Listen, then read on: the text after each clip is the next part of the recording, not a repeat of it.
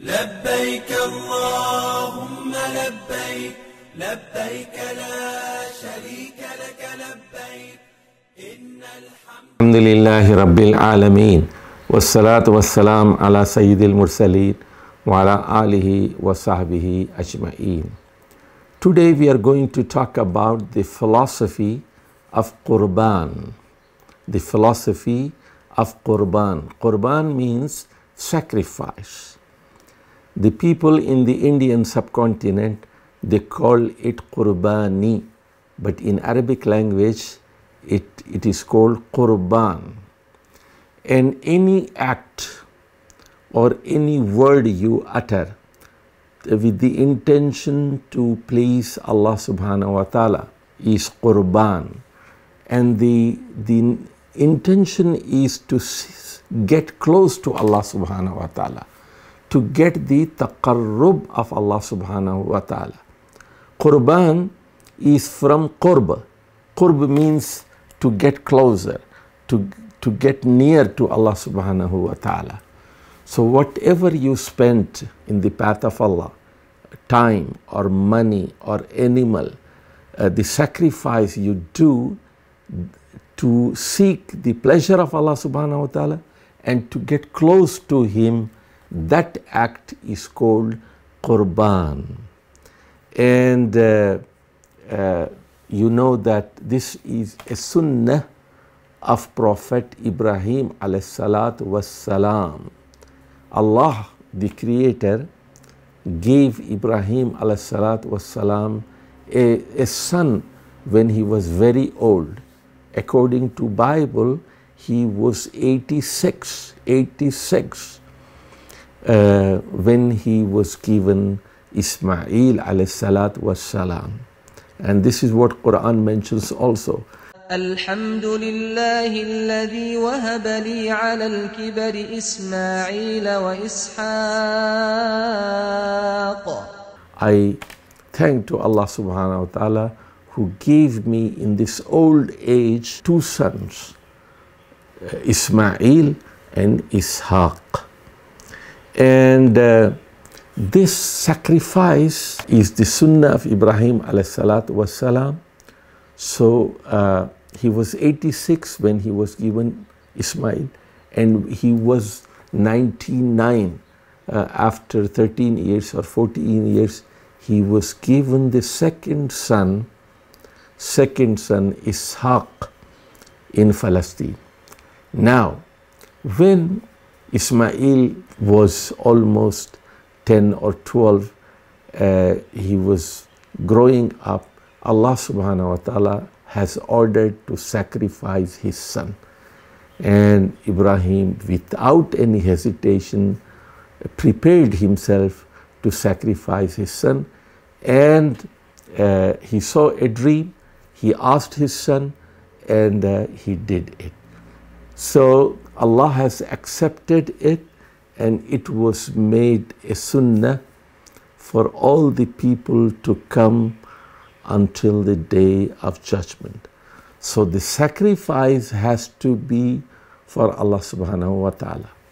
And the second thing that is to be noted is that if any sacrifice is made to any other God other than Allah subhanahu wa ta'ala, or if an animal is slaughtered to please any other God, Allah has cursed upon that person, as we see the hadith of Sahih Muslim. So a Muslim is one who is the true slave of God, and he fulfills the commandment of his Creator, Allah subhanahu wa ta'ala. That's why he is called a Muslim. You see, there are many verses in the Quran about Qurban, about this sacrifice. Allah subhanahu wa ta'ala said in Surah Al-Hajj, ayah number 34, وَلِكُلِّ أُمَّةٍ جَعَلْنَا مَنسَكًا لِيَذْكُرُوا اسم الله على ما رزقهم من بهيمة الأنعام. That Allah has prescribed a method of sacrifice for every ummah. They should sacrifice on the animals, and they should take the name of Allah on those animals. And instead of Ismail alayhi salatu wassalam, a fidya was given by Allah subhanahu wa ta'ala to Ibrahim alayhi salatu wassalam, and that was called Zibhun Azim. And the Quran says in Suratul Kawthar, Fasalli li rabbika wanhar, pray to please Allah subhanahu wa ta'ala, and sacrifice in the path of Allah to please Allah subhanahu wa ta'ala only. And the Quran clearly says in Suratul An'am, قل إن صلاتي ونسكي ومحياي ومماتي لله رب العالمين. My prayer, my 5 times prayer, and my sacrifice, my entire life and my death is to please one and only God, the God of universe, Lillahi Rabbil Alameen. And Quran clearly said in Suratul Hajj about Qurban, لن ينال الله لحومها ولا دماؤها ولكن يناله التقوى منكم. Meat does not reach Allah, blood does not reach Allah, but your taqwa reaches the Creator Allah subhanahu wa ta'ala. Now, the first and foremost thing which is required for Qurban, for the sacrifice of animal, is the taqwa. And if there is no purity of intention, such kind of sacrifice is not accepted by Allah subhanahu wa ta'ala. It has to be to please Allah subhanahu wa ta'ala. And it is said in Suratul Ma'idah, ayah number 27, there were 2 sons of Adam, Habil and Qabil. Both of them made a sacrifice. But sacrifice of one son of Adam was accepted by Allah, and the sacrifice by the other son of Adam alayhi salatu wasalam was not accepted by Allah subhanahu wa ta'ala. And Allah said that it will be accepted only from muttaqeen. And the hadith of Sahih Muslim says that Allah accepts only pure thing from halal means. So, the pure and halal and lawful income and lawful sacrifice is accepted by Allah subhanahu wa ta'ala. So, we have to prepare ourselves for these 10 noble days of Dhul Hajjah, and we have to prepare for sacrifice. And in the last days of Dhul Qa'dah, 28th or 29th, we have to get our hairs trimmed and nails cut, and we have to prepare for ibadah in the last 10 days of Dhul Hajjah. And people all over the world purchase their animals before the Eid, a few days before the Eid. The philosophy of Qurban is to attain the closeness of Allah subhanahu wa ta'ala. Now, what is the meaning of Qurban in Sharia?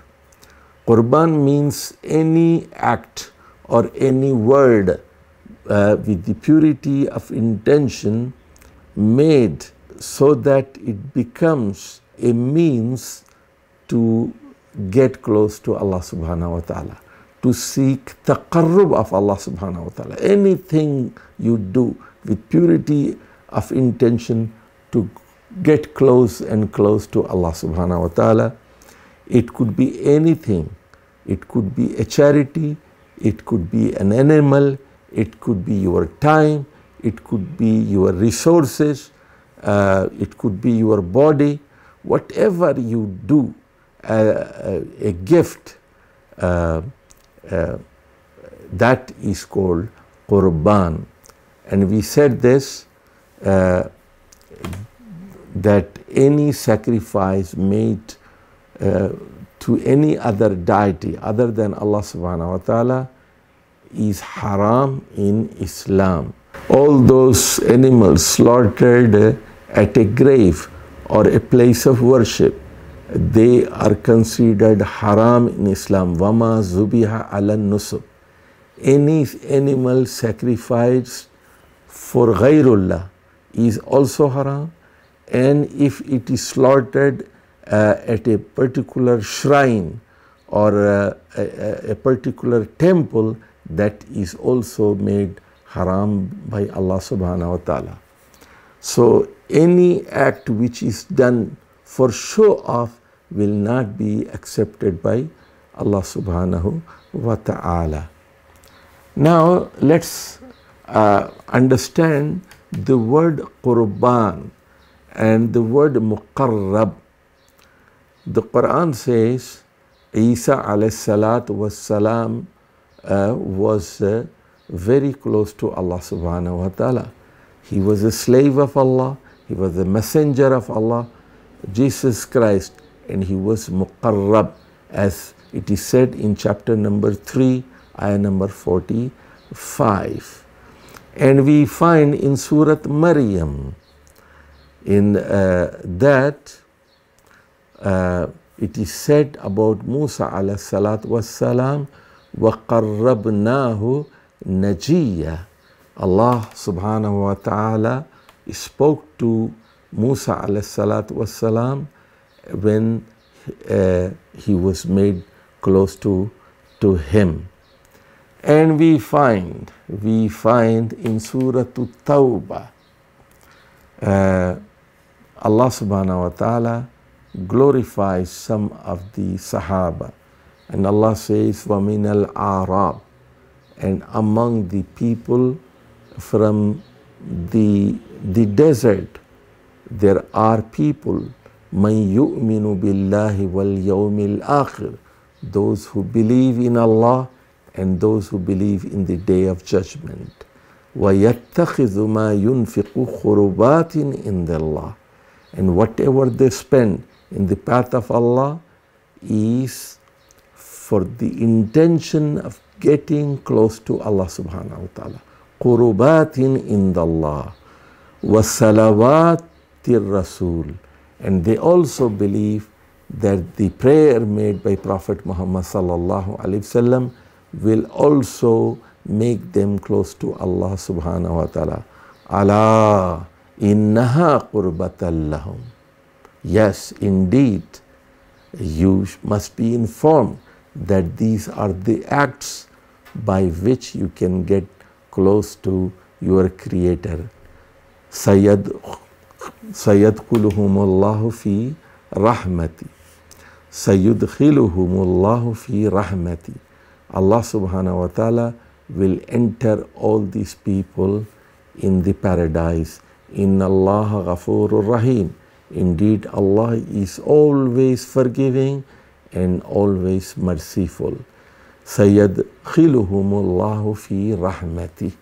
Allah will enter in His rahmah, in His mercy, means Allah will enter them in paradise.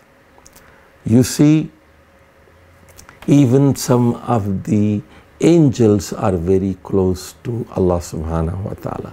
We find in Surah An-Nisa, لَن يَسْتَنْكِفَ الْمَسِيحُ أَن يَكُونَ عَبْدًا لِلَّهِ.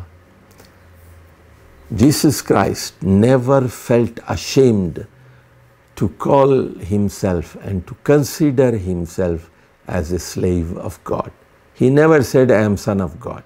He was a prophet of Allah, he was a slave of Allah, and he never felt ashamed to be a servant of Allah subhanahu wa ta'ala. لن يستنكف المسيح أن يكون عبدا لله ولا الملائكة المقربون. And the angels who are very close to Allah subhanahu wa ta'ala, they never felt insulted by calling themselves as slave.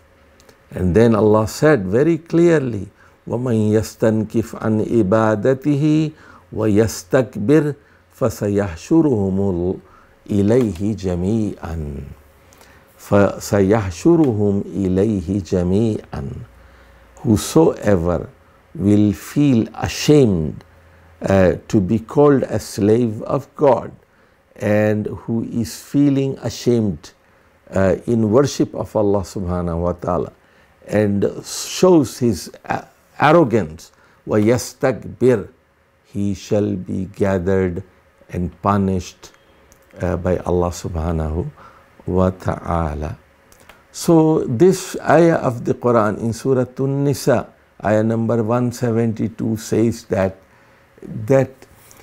any sacrifice, any ibadah, any worship made to please Allah subhanahu wa ta'ala, to seek His nearness, must be free of takabbur, must be free from arrogance. Now, the people in Mecca, the mushrikeen, the polytheists, used to have wrong means to attain nearness of Allah subhanahu wa ta'ala. They had illegitimate, unlawful means of getting taqarrub. Their philosophy was totally wrong. And it is mentioned in Surah Az-Zumar, ayah number 3. Their narrative was, مَا نَعْبُدُهُمْ إِلَّا لِيُقَرِّبُونَا إِلَى اللَّهِ سُلْفَى. We worship the stones. We worship these idols, idols of dead people, with the intention that the spirit of these dead people will make close ourselves to Allah subhanahu wa ta'ala. So the philosophy of mushrikeen, the philosophy of polytheists of Makkah was that in between man and God there is a mediation, and mediation of these dead people. And they were believing that these people who are dead are very close to Allah, they are very powerful. So if they are worshipped, they can make the human being close to God. Islam rejects this philosophy. You don't worship anybody else in between. You worship directly to Allah subhanahu wa ta'ala. You don't seek taqarrub by worshipping other deities on stones and the stars. Nobody can make you close to Allah subhanahu wa ta'ala. Your own intention, your own iman and belief will make close to Allah subhanahu wa ta'ala. لبيك اللهم لبيك لبيك لا شريك لك لبيك إن الحمد والنعمة